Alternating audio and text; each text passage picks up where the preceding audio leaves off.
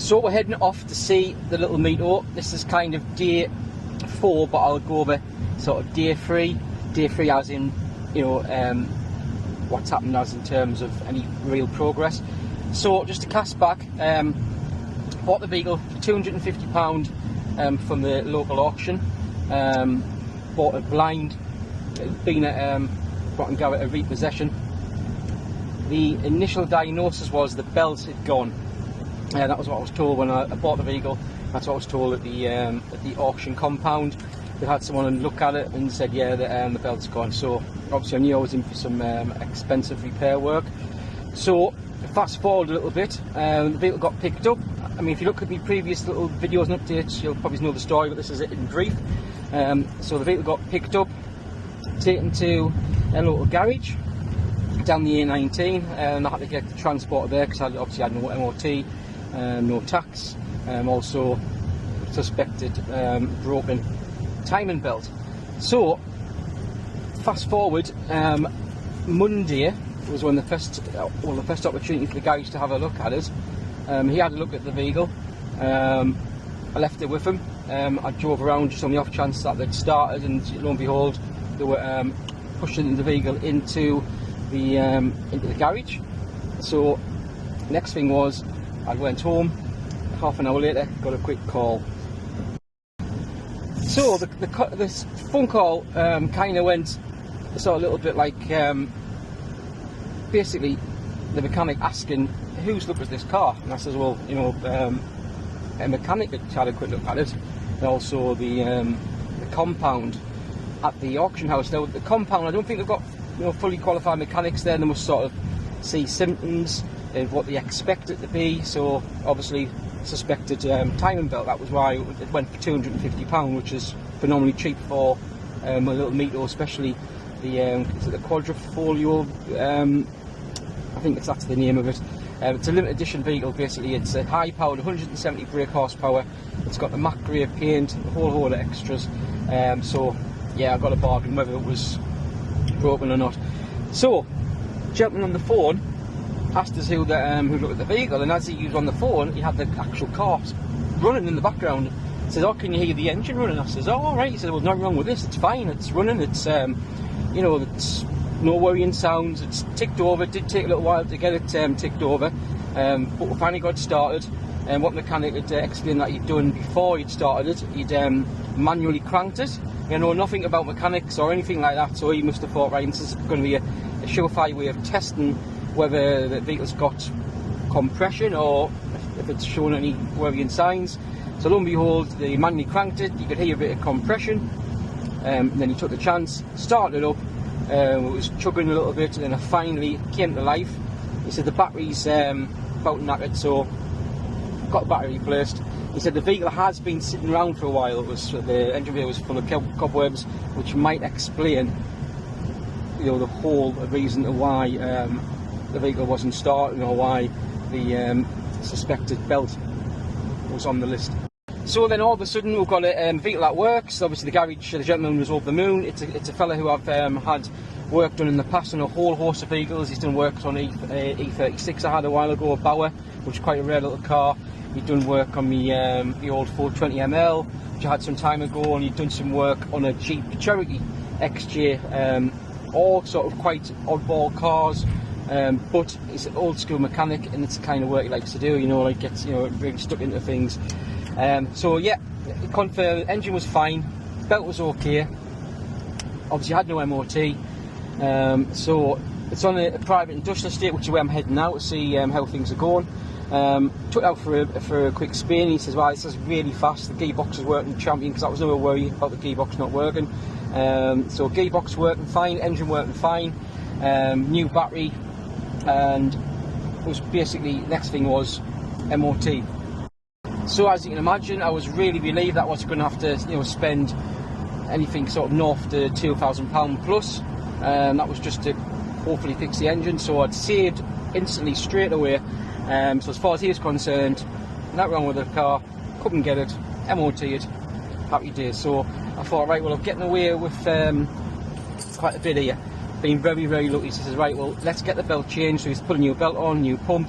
I says, let's do a full service, because because I had no history of the car, didn't even know when it was last serviced. It's only got 58,000 miles on it, so he did a full service, changed all the filters, oil filters, air filters, what else is he doing, spark plugs, everything that you can think of is it for a full service he's done, plus put the new battery on. Brakes and tyres were fine, exhaust was fine, so put him for an MOT, and that's when it kind of got a bit surprising. So when he'd rang and said, I've had the vehicle out, I've had it you know, around the industrial estate, he says, this is a very fast car. The car's from my daughter, and he says, I'll be very, you know, quite careful if giving this to your daughter. It's very fast.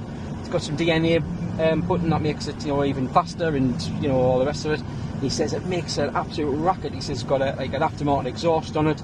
It pops and it bangs, and it does all these wonderful things that, you know, boy racers like, or even, you know, people who like these kind of cars, like little hot hatches. So put in for an MOT, failed its MOT, and lo and behold, it was the exhaust that upset the MOT tester.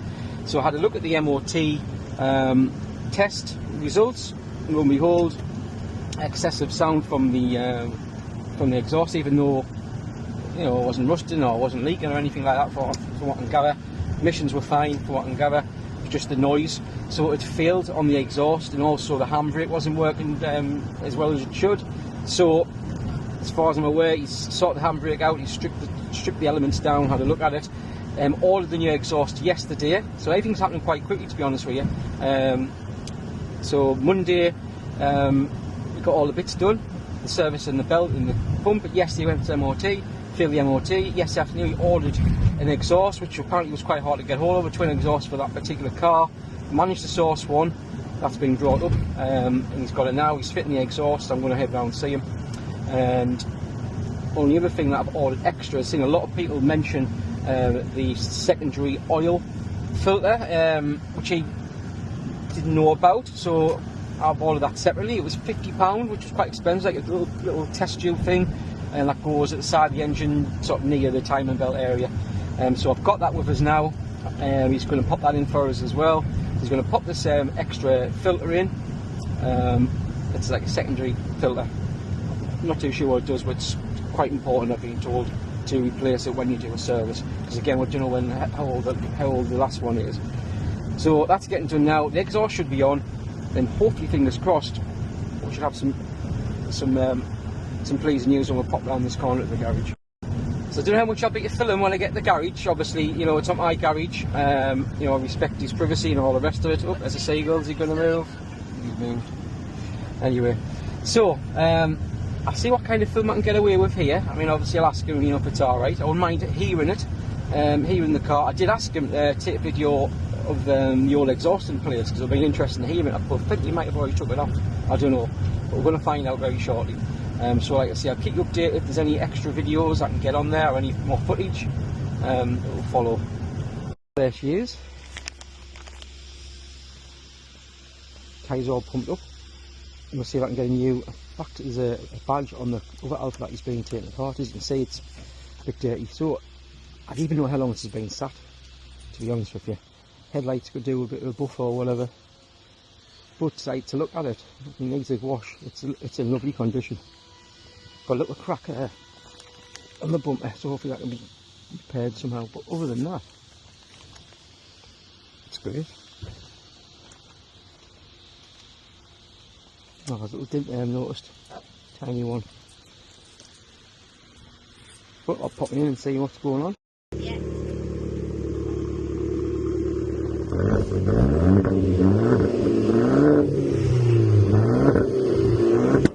Jesus.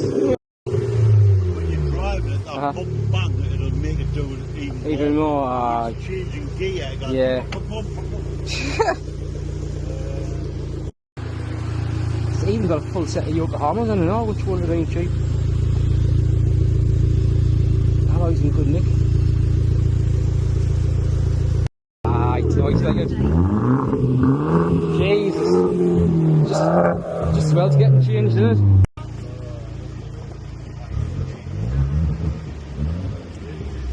Ah, it's a good job. This is getting taken off, like the layers are going ballistic. So the latest is it's getting the new exhaust put on. As you probably heard, it is a bit loud.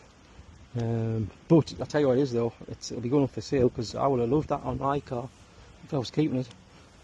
Quite a meaty exhaust, like cherry bomb, I think it is, that's what you call them. So I'll be putting that up for sale. So it's got the filter going on it, brake sorted, handbrake. I'm going to get these changed over because there's a car over there with some better ones on. Get it on, get it clean, get on the road. So yeah, that is it for now. So hopefully be some further news in the next couple of days when it's past the MOT. It's got the new exhaust on. I've just seen the new exhaust, it's a twin pipe one for that model. Obviously not as loud. Which we're quite honest with, the neighbours will be happy, like, because my daughter finishes work late on the night and she's been coming up the street with us, and it was been really noisy and annoying. So that is it for now, Mission Mito. So hopefully the next video I'll be driving it, fingers crossed. So thanks again for following.